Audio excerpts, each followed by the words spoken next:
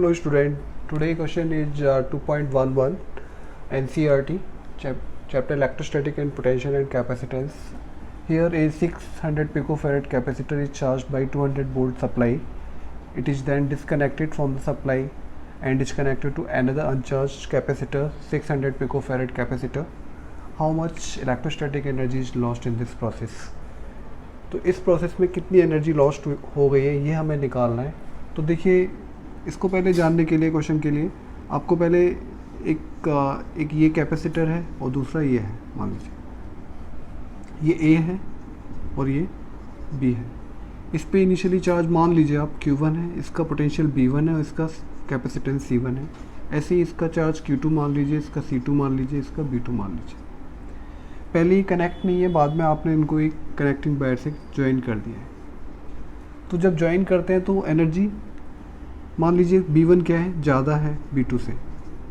जब V1 ज़्यादा है B2 से तो इसका पोटेंशियल ज़्यादा होगा इससे, तो चार्ज इससे इस पे जाने लग जाएगा ऐसे करके। जब इधर जाएगा तब तक जाता रहेगा जब तक दोनों पे बराबर नहीं हो जाएगा। तो कॉमन पोटेंशियल हो जाएगा जब दोनों पे बराबर हो जाएगा। कॉमन पोटेंशियल को हम B से लिखते हैं ओवर टोटल चार्ज दोनों पे मिला के Q1 plus Q2 upon C1 plus C2। Q1 हमारे पास कितना है, C1 B1 लिख सकते हैं प्लस C2 B2 लिख सकते हैं upon C1 plus C2। Total energy before joining, जब आपने इन्हें ज्वाइन नहीं किया है तो U मान लीजिए, इसे आप U1 प्लस U2। पहले की कितनी है, half C1 B1 square plus half C2 B2 square. ये आ गया। जब ज्वाइन कर दिया, आफ्टर ज्वाइनिंग ज्वाइन कर देंगे तो ज्वाइनिंग के बाद क्या आएगा, U डैश मान लेते हैं दोनों की energy, half C1 B square plus half C2 B square. इसमें से हाफ B स्क्वायर कॉमन आ जाएगा C1 प्लस C2। तो यहाँ से एक्चुअली मैं करने जा रहा हूँ लॉस ऑफ एनर्जी का फॉर्मूला निकालने की, हो प्रोसेस में हो क्या रहा है। तो यहाँ पर ये आ गया लॉस ऑफ ये एनर्जी आफ्टर जॉइनिंग टोटल, ये बिफोर। तो इसमें ये ज़्यादा होगी और ये कम होगी क्योंकि कुछ एनर्जी लॉस्ट हो जाएगी in the form of heat. तो यहाँ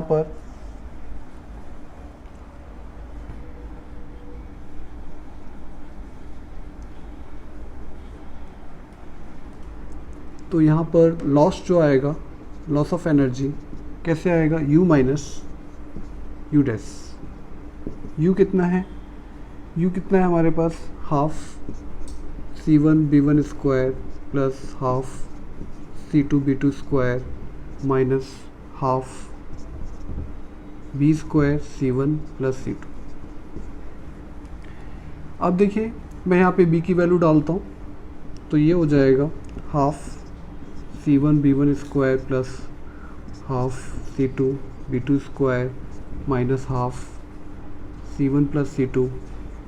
B हमारे पास कितना है, ये है, ये आप डाल सकते हैं C1 plus C2, C1 B1 plus C2 B2 upon में C1 प्लस C2 का स्क्वायर। तो एक इससे कट जाएगा तो आपके पास रह जाएगा half C1 B1 square plus half C2 B2 square, half C1 B1 plus C2 B2 का होल स्क्वायर अपॉन में एक कट गया है तो नीचे ये आ जाएगा। हाफ सभी में से कॉमन आ जाएगा और ये term C1 B1 square plus C2 B2 square और ये C1 plus C2 minus C1 B1 plus C2 B2 का होल स्क्वायर। तो यहाँ से लॉस ऑफ एनर्जी निकल के आएगा। तो ये इसको फर्दर सॉल्व करेंगे तो ये आ जाएगा half C1 B1 square plus C2 B2 square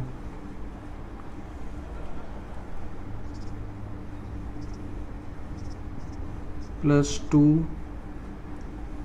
C1 C2 B1 B2 ऐसे आएगा। एक बार इसका इसके साथ किया इसके साथ तो ये आ जाएगा, 2 बार आ जाएगा ऐसे करके, और ये आएगा, ये सभी टर्म माइनस के हो जाएंगे, ए प्लस बी का आइडेंटिटी खुलेगी, C1 square B1 square minus C2 square B2 square minus 2C1 C2 B1 B2। तो ये देखिए माइनस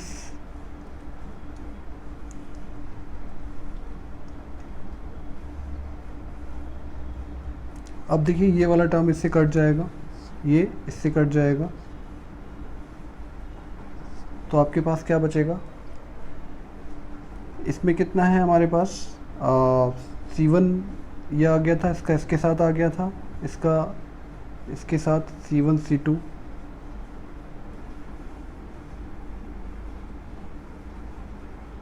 ये थोड़ा सा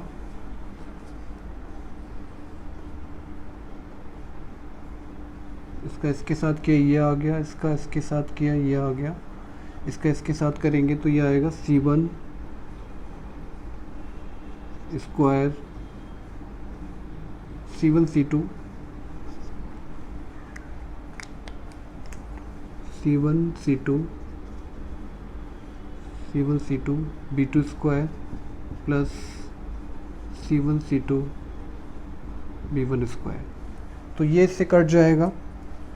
अब आपके पास क्या बचेगा, हाफ, और C1 C2 सभी में से कॉमन आ जाएगा, और नीचे कितना चल रहा था, C1 प्लस C2 चल रहा था, तो ये ऐसे करके,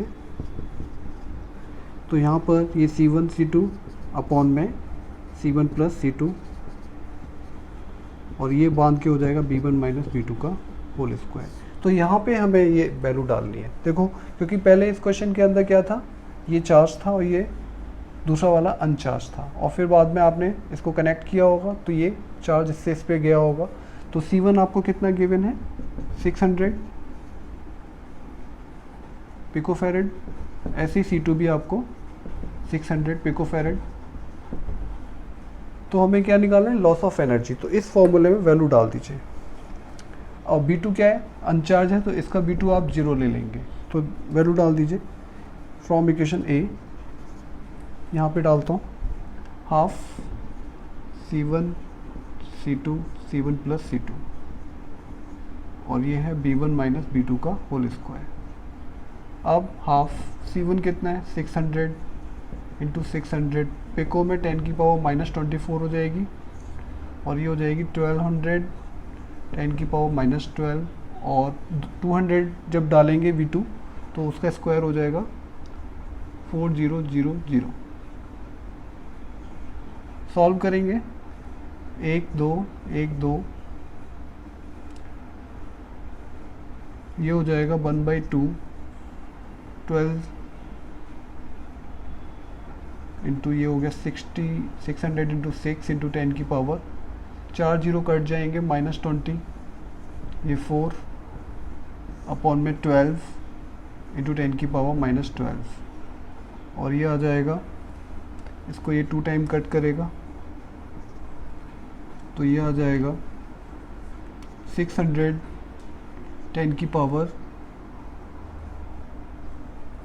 600 इंटू एक, ये 4 भी है और नीचे 4 है, और 10 की पावर -8, ये इसको कट करेगा, 6 इंटू 10 की पावर -6 जूल। इतनी एनर्जी लॉस्ट होगी इन दिस प्रोसेस।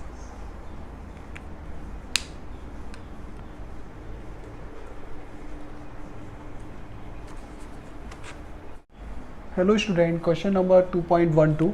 अभी इससे पहले मैं 2.11 तक सॉल्व कर चुका हूँ, chapter 2 electrostatic potential and capacitance.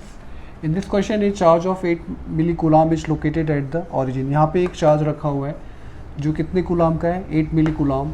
Calculate the work done in taking a small charge of this from point. एक चार्ज यहाँ पे रखा है, उसको आप कैसे लेके जा रहे हो टू ए पॉइंट Q, और Q तक लेके जा रहे हैं थ्रू R। पहले ऐसे जा रहे हैं और फिर ऐसे जा रहे हैं।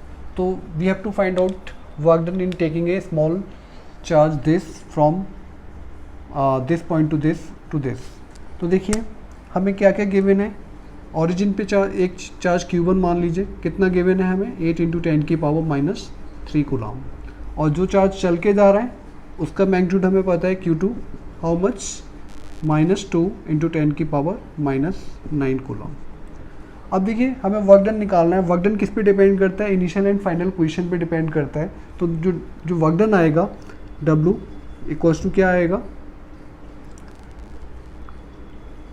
1/4πε0 Q1 Q2 upon 1/R2 - 1/R1। अब देखिए यहाँ पर इसकी वैल्यू हम 9 × 10⁻⁹ जानते हैं।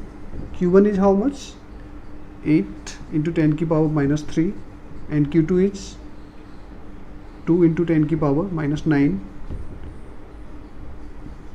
1/R1 इज पहली पोजीशन हो जाएगी, मीटर में कन्वर्ट क्योंकि ये सेंटीमीटर में गिवन है तो ये 0.03 हो जाएगा, -1/0.04, ये ऐसे करके ये पावर इससे कट जाएगी।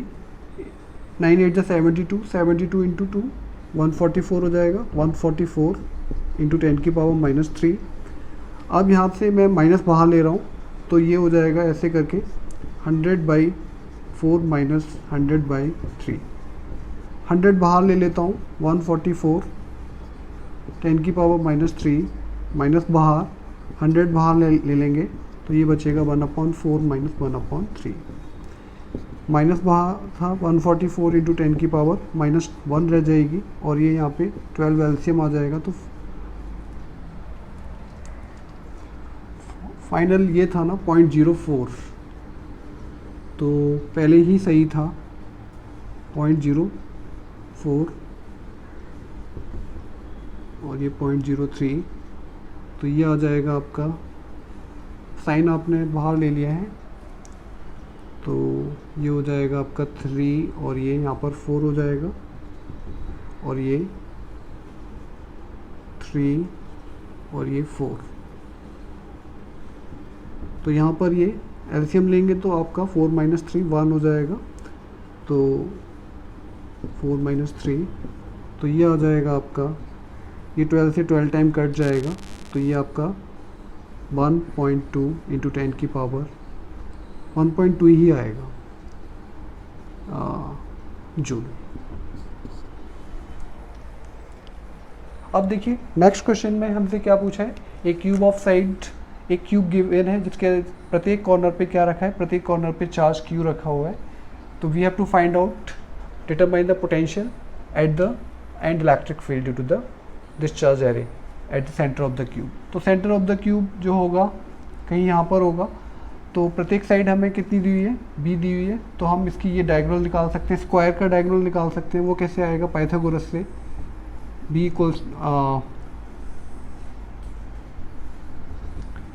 इक्वल्स टू हम निकालना चाहते हैं, एक्चुअली हमें चाहिए ये डिस्टेंस चाहिए, तो पहले इसके लिए हमें ये निकालना पड़ेगा, राइट।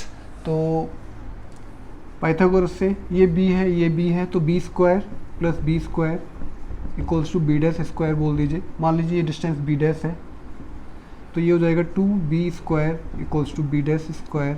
तो स्क्वायर रूट लेंगे तो b' आ जाएगा √2b। अब ये हमारे पास b' कितना आ गया, √2b आ गया, और ये साइड हमें कितनी दी हुई है, b। फिर से क्योंकि हमें ये चाहिए तो ये चाहिए तो हमें फिर से पाइथागोरस लगाना पड़ेगा, b² + √2b का होल स्क्वायर इक्वल्स टू, इसका नाम AC डाल दीजिए, ये A पॉइंट है और ये C मान लीजिए। तो यहाँ से ये आ जाएगा b² + 2b² equals to AC²। तो ये 3b² आ जाएगा इक्वल्स टू AC²। तो AC आ जाएगा आपके पास 3b² √3b, ऐसे आ जाएगा। अब हमें क्या निकालना है, पोटेंशियल निकालना है। तो पोटेंशियल के लिए हमें इस पॉइंट पे पोटेंशियल निकालना है। तो ये डिस्टेंस हमें पूरा पता है, तो इसका AC का आधा, इसका O नाम डाल दीजिए, AO कितना हो जाएगा, हाफ ऑफ AC हो जाएगा। तो √3/2 √3 ऐसे करके ये साइड आ जाएगी AO। अब हमें पूरे इस एरे सिस्टम ऑफ चार्ज की वजह से पोटेंशियल ओ पे बताना है। तो ये चार्ज इसके यहाँ पर इसके फील्ड में आया होगा जो टेस्ट चार्ज रखोगे, तो इन सभी चार्जेस की वजह से क्या होगा, इस पॉइंट ओ पे पोटेंशियल होगा। और सब चार्जेस क्या हैं, बराबर हैं।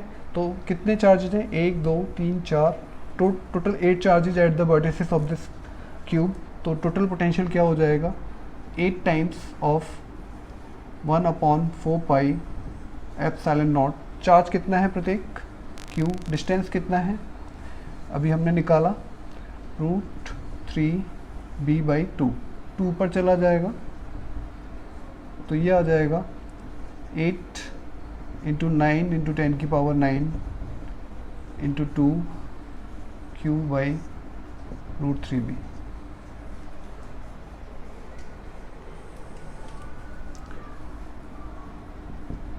8 9 जा 72, और ये फर्दर सॉल्व कर सकते हैं इसे। 72 × 2 कितना होता है, 144 × 10⁹ × q/√3b। इतना ही छोड़ दीजिए, ठीक है, क्योंकि और वैल्यूज हमें नहीं गिवन है। और वी हैव सेकंड पार्ट में हमें क्या निकालना है, इलेक्ट्रिक फील्ड। देखिए इलेक्ट्रिक फील्ड इस पॉइंट पे सभी चार्जेस की वजह से क्या होगा, एक सिमेट्री बनेगी, तो वो सब कैंसिल आउट करेंगे। तो net electric field at the centre और ओ क्या होगा, 0 होगा, क्योंकि वो सब एक दूसरे को कैंसिल आउट करेंगे due to the symmetry of the all the charges kept at the vertices of the equilateral triangle. That's why electric field will be 0 and potential will be this quantity.